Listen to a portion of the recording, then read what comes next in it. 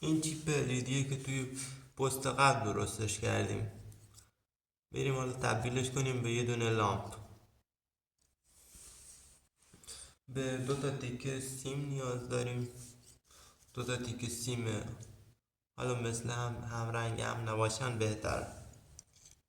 من چون نداشتم دیگه استفاده نکردم. لیم کاریاشون رو انجام میدیم.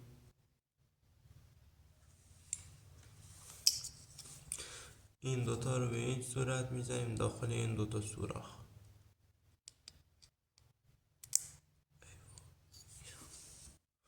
یا میتونیم هم لیمشون کنیم.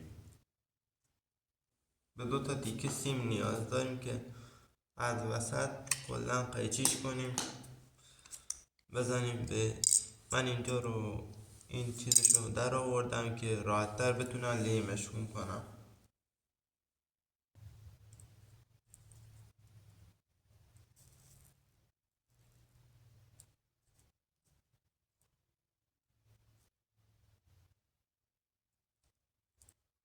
به این صورت لیم کاریاش رو انجام دادیم و فقط مونده سیم کشیش.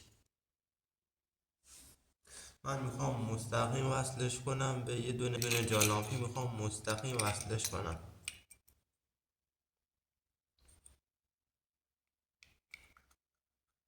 جالامپی لیم بهش نمیگیره، فقط باید یه ذره اول بخراشیم بعد لیم کاری کنیم.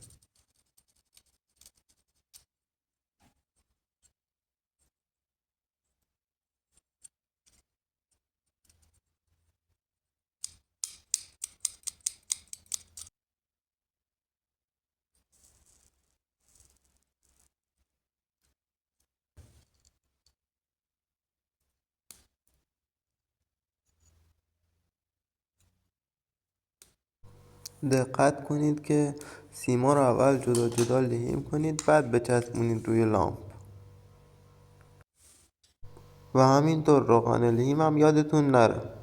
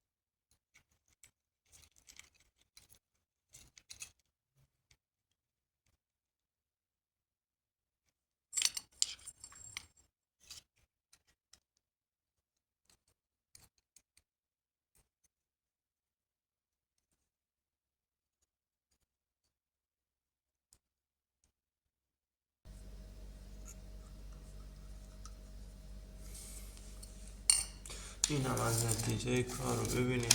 حالا من میخوام یه حباب روش بچسبونم.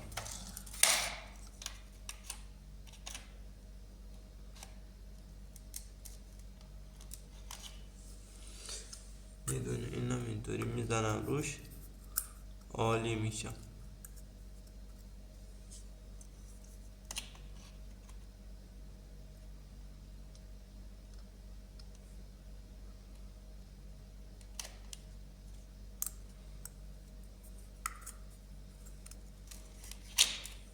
دوست عزیز اگه تونستی منو سابسکرایب کن.